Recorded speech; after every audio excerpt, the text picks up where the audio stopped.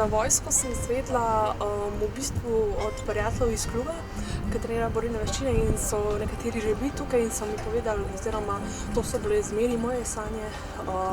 Zmeri sem se tu želela in danes je prvi dan preostanka mojih sanj in upajmo, da bo šlo.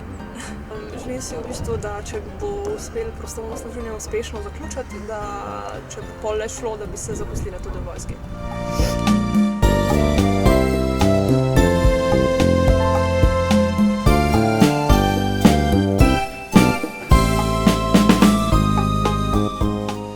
Za prostovoljno služenje sem se odločil po lastni želji, izvedel sem pa preko internetne strani Slovenska vojska.